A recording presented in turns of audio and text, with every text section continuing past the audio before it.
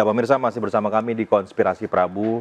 Lagi-lagi Sambo CS membuat geger publik. Kali ini dia batal dihukum mati setelah Mahkamah Agung membatalkan vonisnya. Dan kini Kejaksaan Agung menunggu salinan lengkap dari putusan kasasi Verdi Sambo CS. Ya, ini kalau komentar dari netizen nih katanya ada diskon Agustus besar-besaran gitu. Apa tuh? Diskon Agustusan, Mas. Oh, ada diskon ya? dari seumur hidup, dari hukuman mati jadi seumur hidup, dari 20 tahun jadi 10 tahun. Nah, ini juga kalau dibilang ada diskon 88 nih, kayak di e-commerce gitu ya, Mas ya. Saya sih nggak tahu ya. Nggak tahu ya, nggak pernah ikut-ikutan ya. Nggak pernah ikut-ikutan. Tapi yang pasti adalah bahwa Mahkamah Agung ya pemirsa membatalkan vonis hukuman mati Verdi Sambo dalam kasus pembunuhan berencana terhadap Brigadir Nofriansah Yosua Huta Barat. Dalam putusan itu kita sama-sama tahu bahwa Sambo itu divonis menjadi hukuman seumur hidup.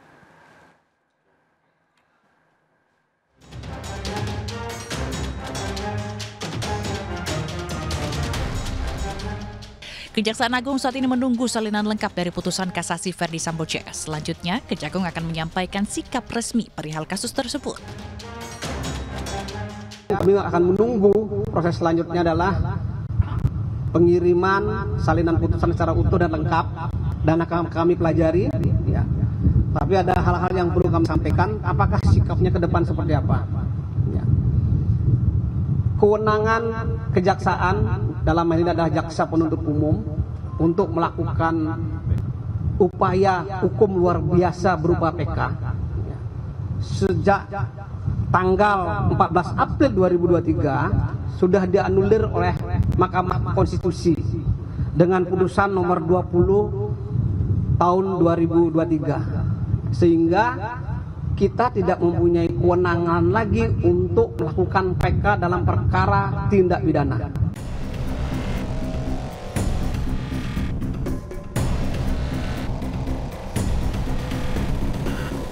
Belum hilang dari ingatan, kasus pembunuhan berencana terhadap Brigadir Nofriansah Yosua Huta Barat dengan tersangka Verdi Sambo CS.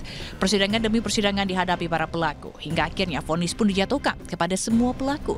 Verdi Sambo divonis hukuman mati untuk kasus tersebut. Tak terima divonis mati, Verdi Sambo melalui kuasa hukumnya mengajukan banding. Bukan mendapat keringanan, pengadilan malah memperkuat vonis mati Sambo. Tak berhenti di situ, Verdi Sambo pun mengajukan upaya hukum lebih tinggi ke Mahkamah Agung. Atas ajuan tersebut, Mahkamah Agung membatalkan vonis hukuman mati yang sebelumnya dijatuhkan kepada Sambo.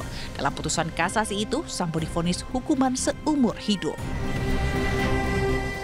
Terdakwa Verdi Sambo SH, SIK, MH, putusan PN, pidana mati, putusan PT, menguatkan, pemohon kasasi diajukan oleh penuntut umum dan terdakwa. Amar putusan kasasi, tolak kasasi penuntut umum dan terdakwa dengan perbaikan kualifikasi tindak pidana dan pidana yang dijatuhkan. Menjadi melakukan pembunuhan berencana secara bersama-sama dan tanpa hak melakukan tindakan yang berakibat sistem elektronik tidak bekerja sebagaimana mestinya yang dilakukan secara bersama-sama. Pidana penjara seumur hidup.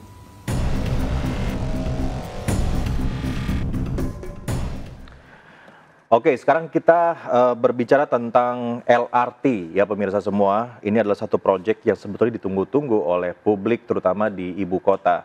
Nah, kita tahu bahwa LRT ini sekarang masih dalam tahap uji coba, namun kemudian kemarin menjadi sorotan karena long span atau jembatan lengkung yang kita sama-sama lihat ya di jalanan ibu kota itu dinilai salah desain.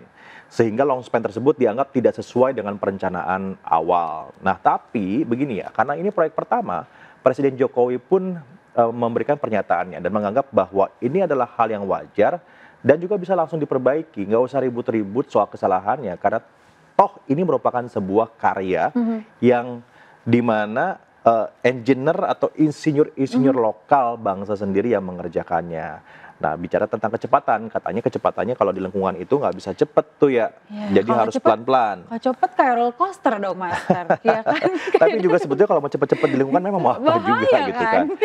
Jadi ya oke bahwa ini menjadi sebuah bahan evaluasi, tetapi Ya. yang paling penting sebetulnya bagaimana nanti memanfaatkan ya satu proyek atau satu karya ini untuk kepentingan publik sehingga betul-betul bisa difungsikan dengan lebih maksimal. Iya benar sekali, dan bahkan kata Menteri BUMN Erick Thohir ini juga katanya adalah hal yang wajar karena LRT bukan MotoGP katanya gitu ya.